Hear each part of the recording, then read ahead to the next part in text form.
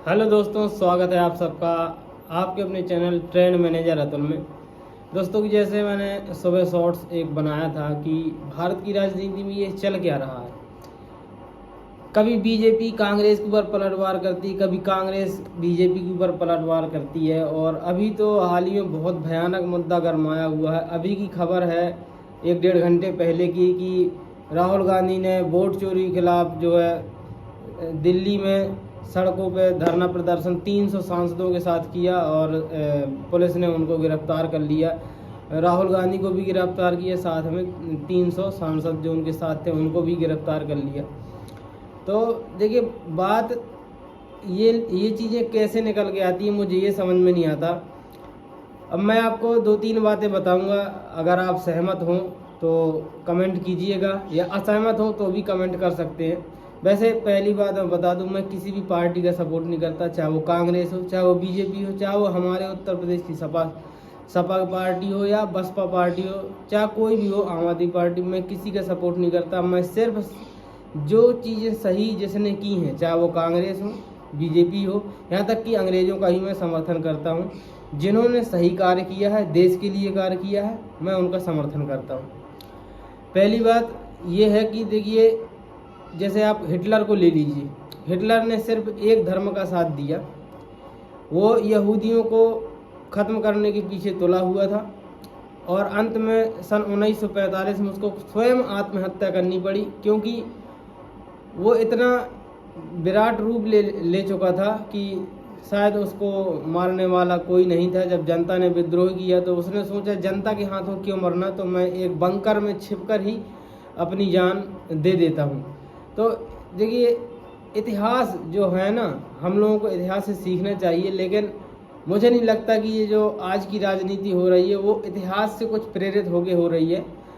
अगर इतिहास से प्रेरित होके हो रही होती तो ये चीज़ें शायद नहीं होती।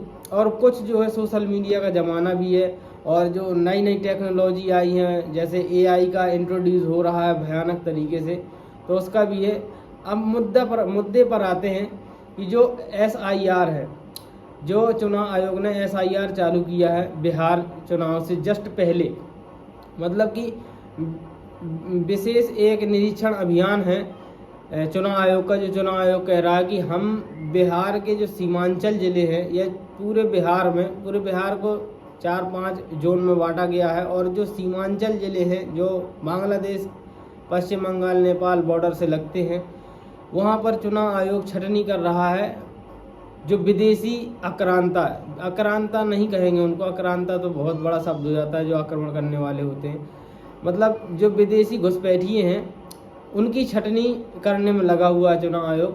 वैसे अगर इसमें कहा जाए शाब्दिक रूप से या व्यवहारिक रूप से, इसमें कोई गलत नहीं है। मैं भी इसका समर्थन करता हूँ कि कोई भी विदेशी हमारे देश का वोटर नहीं होना चाहिए।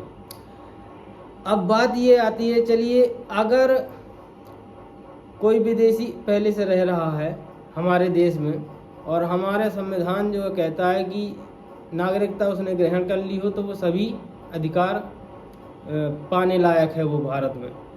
तो अगर ऐसी बात है तो जो अब घुसपैठें हो रही हैं, सन 2014 में बीजेपी सरकार आ गई थी, 2014 के बाद से भी बहुत से घुसपैठिए आए होंगे। ऐसे तो है नहीं कि सभी घुसपैठिए 2014 के पहले के हैं, ऐसा नहीं है।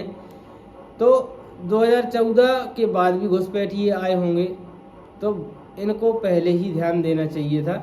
हालांकि एक रिपोर्ट के मुताबिक मुझे ये पता चला, मैं आज का दैनिक जागरण अखबार पढ़ रहा था, उसमें पता चला कि चुनाव आयोग सन 1975 से कह रहा है कि हमें विदेशियों को वोटर लिस्ट से हटाना है, लेकिन केंद्र के और राज्यों और केंद्र सरकारों के प्रेशर की वजह से चुनाव आयोग कार्य नहीं कर पा रहा था। जब सबको, चुनाव आयोग को भी 1975 से पता है कि हमें ये कार्य करना है, तो 2014 से 2025 आ गया, यानी 11 साल तो बीत ही गए बीजेपी सरकार के। बीजेपी सरकार जो मुद्दा लेकर आई थी सन 2014 में, मुझे खूब ध्यान है, और अभी भी वही चल रहा है कि हम हिंदू राष्ट्र बनाएंगे। हालांकि 2014 में जब से बीजेपी सरकार आई उसके बाद से मतलब खुलकर कभी भी बीजेपी के बड़े नेताओं ने, जैसे अमित शाह, नरेंद्र मोदी, हमारे माननीय मुख्यमंत्री जी योगी आदित्यनाथ, इन्होंने कभी खुलकर नहीं कहा ऐसा, लेकिन चुनाव के पहले जब तक इनके पास पद भी नहीं थी उसके पहले खूब बोलते थे। अच्छी बात है, इन लोगों की व्यक्तित्व की अच्छी बात है कि कम से कम जब आप पद पर हो, किसी सम्मानीय पद पर हो, तो वहाँ पर आपको मतलब ऐसे भाषण नहीं देना चाहिए ताकि जनता की भावनाएं उग्र हो सके। हाँ, उनके समर्थक जरूर जो भी कहना चाहें कह सकते हैं। अब जैसे मैं आपको बता दूं कि शायद 1-1.5 साल पहले की बात है, दिल्ली विधानसभा चुनाव की कब की बात है, तो मोदी जी ने अजमेर शरीफ, जो कि अजमेर में है, अजमेर शरीफ में चादर भेजी थी चढ़वाने के लिए। और जब भी मैंने कई बार भाषण सुने मोदी जी के, हैदराबाद जाते हैं तो वहाँ कभी ऐसा बोल ही नहीं पाते वो कि हम जो है मुसलमानों का सफाया कर देंगे, ये कर देंगे, वो कर देंगे। तो मैं सिर्फ यही कहना चाहता हूँ जो मेरा वीडियो देख रहे हो कि देखिए, थोड़ा तर्क के साथ सोचिए। कोई भी पार्टी हो, चाहे वो कांग्रेस हो या बीजेपी, हो सकता है कोई पार्टी ज़्यादा सपोर्ट कर रही हो, कोई पार्टी कम सपोर्ट कर रही हो, लेकिन ये सत्य है, आपको मानना पड़ेगा कि सभी पार्टियाँ हर जाति के वोट पाना चाहती हैं, हर धर्म के वोट पाना चाहती हैं। हालांकि कांग्रेस को लगता है कि पूरा जो मुस्लिम समाज है वो हमें वोट देता, और ऐसा जनरली होता भी है, क्योंकि मुसलमानों को भी लगता है कि बीजेपी जो है हमारे फेवर में कार्य ही नहीं कर रही। हालांकि अगर देखा जाए तो जितनी भी योजनाएं केंद्र सरकार की आती रही हैं, जब से अपना भारत आज़ाद हुआ तब से अधिकतर फ़ायदा मुसलमानों को हुआ है, और अभी भी होता चला आ रहा है। ऐसा नहीं कि बीजेपी जो है मुस्लिम का नाम देख के ही उनकी योजनाओं को बंद कर देती है, कर ही नहीं सकती। पहली बात तो बीजेपी के पास इतनी क्षमता नहीं है कि वो ये चीज़ें कर सके। कोई भी केंद्र में सरकार आ जाए, भले ही वो एक पक्ष का समर्थन करती हो, लेकिन अगर कोई योजना आएगी तो पूरे, जैसे सूर्य अपनी रोशनी, जब सूर्य उगता है तो रोशनी सभी में बांटी जाती है, सभी को प्राप्त होती है, चाहे वो गरीब हो, चाहे अमीर हो, चाहे वो मीडियम मध्यम वर्ग का लोग हो, हमारे और आपके जैसा लोग हो, सभी में बराबर सूर्य की रोशनी फैलती है, और सबको जो जितना प्राप्त कर सकता है। अब अगर आप कमरे में अंदर बैठे रहेंगे तो सूर्य की रोशनी कैसे मिलेगी? नहीं मिल सकती। अब अपने हिंदुओं के साथ ऐसी ही समस्या है। हिंदुओं में सबसे बड़ी समस्या एक तो एकता की है, जो मुझे लगती है। दूसरी है, आदमी कार्य नहीं करना चाहता। जितने भी लोग मुझसे मिले अभी तक, मैं लगभग 29-30 साल का हो गया हूँ, और मैंने इतनी, मतलब आधी उम्र तो हो ही गई, अगर भारत की जीवन प्रत्याशा 60 वर्ष या 65 वर्ष मानी जाए तो आधी उम्र मेरी निकल गई है। और मुझे लगभग ज्ञान तब आया इन सब चीज़ों का जब मैं 20-21 साल से ऊपर का हो गया। तो मतलब 7-8 साल के अनुभव ये कहता है कि अपने हिंदू समाज में एकता बिल्कुल भी नहीं है।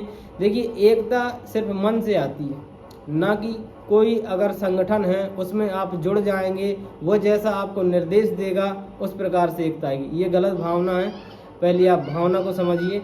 अब देखिए, जो अब चुनाव पर आते हैं, जो कि वोट चोरी का मुद्दा।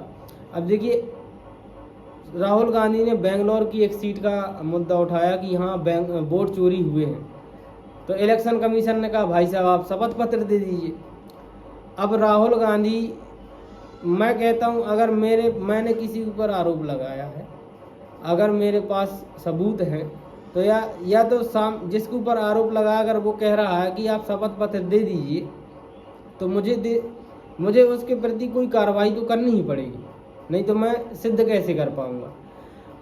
अब राहुल गांधी को ये लगता है कि अगर मैंने शपथ पत्र दे दिया तो जो केंद्र में सरकार है वो हस्तक्षेप करेगी, कुछ न कुछ तोड़ मरोड़ के, और हमें झूठा साबित कर दिया जाएगा। तो उन्हें क्या लगता है वो कैसे साबित कर पाएंगे?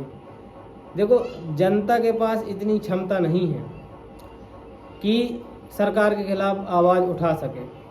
हालांकि जनता कर तो बहुत कुछ सकती है, लोकतंत्र के अंदर कोई भी सरकार उखाड़ के फेंक सकती है, लेकिन जब कंडीशन ऐसी हो कि कम से कम 50-60% लोग केंद्र सरकार में वर्तमान जो पार्टी है उसका साथ दे रहे हों, आपके साथ सिर्फ 20-30% दे रहे हों, तो ऐसे में आप कैसे अनुमान लगा सकते हैं कि अगर हम ऐसी चीज़ें बोलेंगे या ऐसी चीज़ें जनता को कहेंगे तो वो पूरी तरह से मान ही लेगी।